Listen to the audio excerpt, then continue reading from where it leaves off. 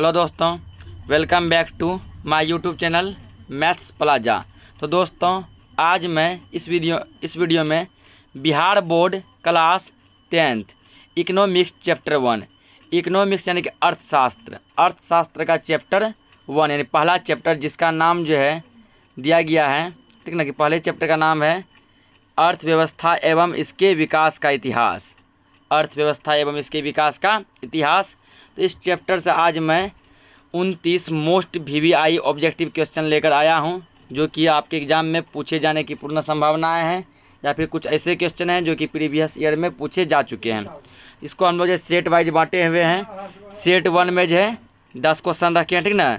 फिर सेट 2 उसमें 9 क्वेश्चन है और सेट 3 उसमें 10 क्वेश्चन है, यानी कुल जो है 29 क्वेश्चन का कलेक्शन करके लाया हूँ, जो कि एग्ज़ाम की दृष्टि से बहुत ही ज़्यादा क्या है, VVI है, यानी मोस्ट VVI क्वेश्चन है। आइए इसका देखते हैं सॉल्यूशन, ठीक ना।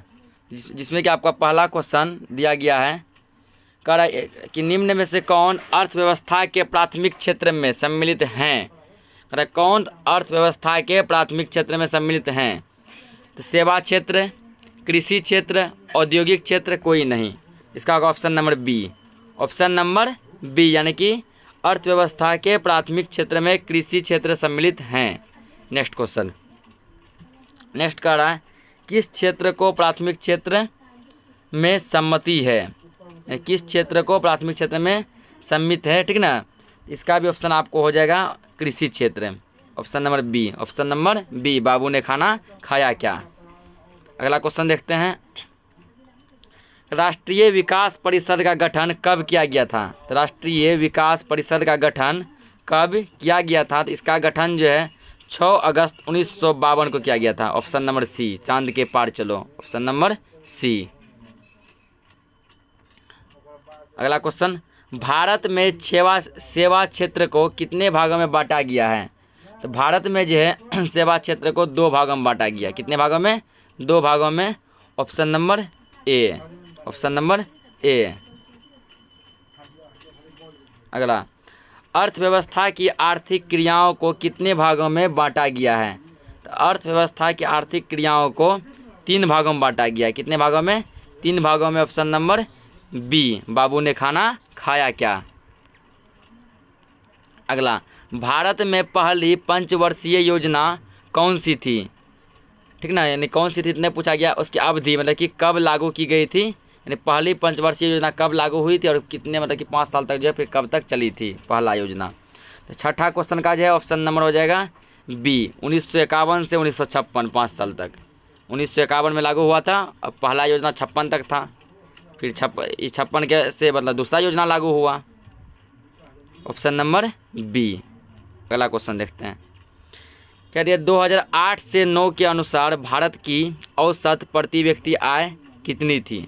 औसत का मतलब हो गया लगभग, समझिए यहाँ पे एवरेज, ठीक ना, एवरेज। और यहाँ पे सालाना इनकम दिया गया है, यानी एनुअल इनकम है। 2008 से 9 के बीच जो है भारत में एक व्यक्ति का एनुअल इनकम यानी कि सालाना इनकम क्या था। तो वो था इसका ऑप्शन नंबर बी, 25,494 रुपया। 25,494 रुपया बी, बाबू ने खाना खाया क्या। अगला क्या दिया है, किसे पिछड़ा राज्य कहा जाता है। किसे पिछड़ा राज्य कहा जाता है, तो वो हमारा बिहार ही है, ठीक ना। बिहार को ही पिछड़ा राज्य कहा जाता है। ऑप्शन नंबर सी, चांद के पार चलो। चांद के पार चलो। अगला, इनमें से किस देश में मिश्रित अर्थव्यवस्था है, यानी कि मिश्रित अर्थव्यवस्था जो है वो हमारे भारत में है। किसमें है? भारत में। भारत देखिए कहाँ दिख रहा है, ऑप्शन नंबर सी, चांद के पार चलो। अगला क्वेश्चन दिया है, भारत में योजना आयोग का गठन कब किया गया था। तो भारत में योजना आयोग का गठन 15 मार्च 1950 को किया गया था। 15 मार्च 1950। ऑप्शन नंबर ए। तो सेट ए क्या हो गया, कंप्लीट, ठीक ना। अब हम लोग देखेंगे सेट बी। तो सेट 1 कंप्लीट था, सेट 2 देखेंगे। सेट 2 में कुल 9 क्वेश्चन दिया गया है, जिसमें पहला क्वेश्चन है कि बिहार में जीवन यापन का मुख्य साधन क्या है। इसका मतलब हुआ कि बिहार के अधिक से अधिक लोग जो किस पर निर्भर हैं, तो बिहार के अधिक से अधिक लोग खेती पर निर्भर हैं, खेती यानी कृषि पर। Option number A. अगला क्वेश्चन, बिहार के आर्थिक पिछड़ेपन का मुख्य कारण क्या है? कहता है बिहार जो है सभी राज्यों के कंपेयर में लगभग काफ़ी पीछे है। इसका मेन रीज़न क्या है? इसका मेन रीज़न जो है जनसंख्या में वृद्धि है। इसका मेन रीज़न जो है कृषि पर अत्यधिक जनभार है, बाढ़ और सुखाड़ है। ओवरऑल जो है सभी यानी बिहार की जनसंख्या भी जो दिन प्रतिदिन बढ़ती जा रही है। बिहार के अधिक से अधिक लोग जो है कृषि पर निर्भर हो गए हैं, जिसके कारण कृषि में आदमी का जो समझिए कि पूरा ट्रैफिक बढ़ गया है। बिहार में बाढ़ भी आता है। इन सभी कारणों से जो है हमारा बिहार जो क्या है काफ़ी पिछड़ा हुआ है। अगला क्वेश्चन, बिहार के विकास में डैश एक बहुत बड़ी बाधा है। कहता है कि ऐसा क्या है जो बिहार के विकास में बहुत बड़ी बाधा बन के खड़ी हुई है? सुखाड़, बाढ़, ए और बी दोनों। तो सुखाड़ भी है, बाढ़ भी है। सुखाड़ भी और बाढ़ भी है, दोनों। ऑप्शन नंबर सी, चांद के पार चलो। अगला, अंग्रेज़ों ने भारत का डैश किया। तो अंग्रेज़ों ने भारत का क्या किया था? तो अंग्रेज़ों ने भारत का विकास किया, शोषण किया, या ए और बी दोनों किया? तो देखा जाए, देखिए अंग्रेज़ों दोनों किया था।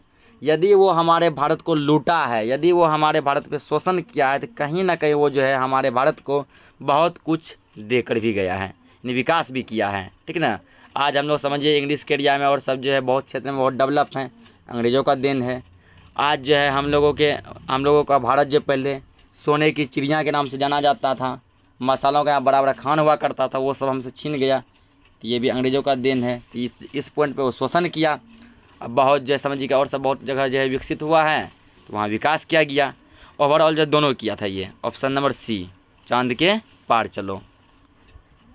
अगला, किस अर्थव्यवस्था में उत्पादन के साधनों पर किसी व्यक्ति या निजी संस्था का अधिकार होता है?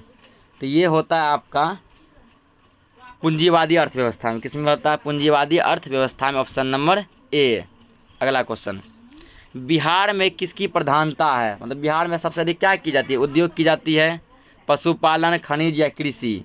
तो बिहार में जो है सबसे अधिक जो है आपको कृषि की जाती है। क्या की जाती है? कृषि। Option number D.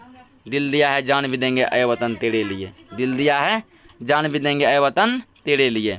अगला, किस क्षेत्र को तृतीय क्षेत्र भी कहा जाता है? तो सेवा क्षेत्र को हम लोग तृतीय क्षेत्र भी कहते हैं। सेवा क्षेत्र यानी कि नौकरी चाकरी। ठीक ना। यानी नौकरी का जो एरिया जो होता है वो जो है तृतीय क्षेत्र में आता है, सेवा क्षेत्र में आता है। Option number A. अगला क्वेश्चन, बिहार झारखंड विभाजन के पश्चात कौन सा उद्योग बिहार में रह गया? कहता है जब बिहार से झारखंड जो है अलग हो गया। ठीक ना। कब अलग हुआ था? तो 15 नवंबर 2000 ईस्वी को, नहीं 15 नवंबर 2015 को शायद अलग हुआ था। ठीक ना। तो जब कहता जब बिहार से झारखंड अलग हो गया था, जब बंटवारा हो गया, ऐसा कौन सा उद्योग है, फैक्ट्री है जो कि हमारे बिहार में ही रह गया? तो वो है चीनी उद्योग। कौन सा उद्योग? चीनी उद्योग। ऑप्शन नंबर बी, बाबू ने खाना खाया क्या। अगला, भारत में नीति आयोग की स्थापना कब हुई थी? तो भारत में नीति आयोग की स्थापना 2015 में हुई थी। कब हुई थी? 2015। Option number D.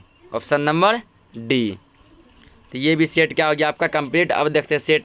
तो तीसरा सेट देखेंगे। तीसरा सेट में भी 10 क्वेश्चन दिया गया है, जिसमें कि पहला क्वेश्चन है आर्थिक क्रियाओं का उद्देश्य क्या होता है?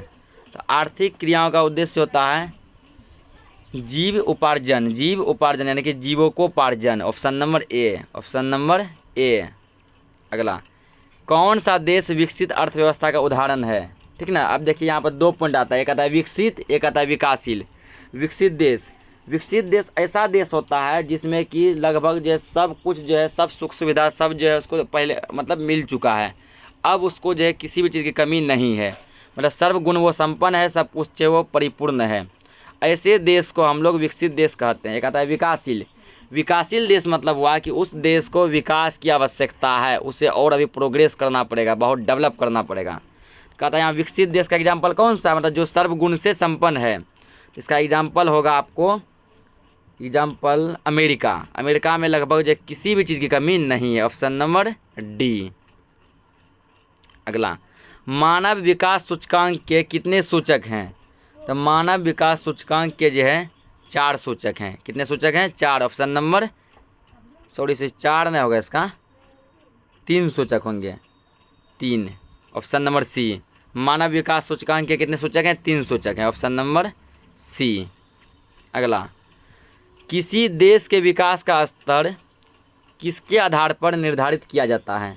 तो देश के विकास का स्तर जो है प्रति व्यक्ति आय, मतलब कि एक आदमी जो है महीना में या साल में कितना कमाता है उस पर निर्भर करता है। उसके बाद साक्षरता दर, उस देश में कितने पढ़े लिखे व्यक्ति हैं उस पर भी निर्भर करता है।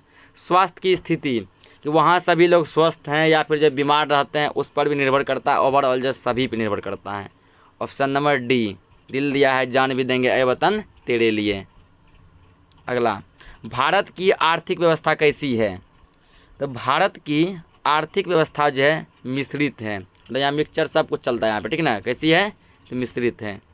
Option number C. और ये जो क्वेश्चन अभी करा है बैक में, भारत की अर्थव्यवस्था कैसी है, ये क्वेश्चन कई बार लगभग समझिए हर बार लगभग बोर्ड में पूछा जाता है। बोर्ड का ये सब क्वेश्चन जो फेवरेट क्वेश्चन है, हॉट क्वेश्चन है। जिस देश की राष्ट्रीय आय अधिक होती है उसे क्या कहते हैं?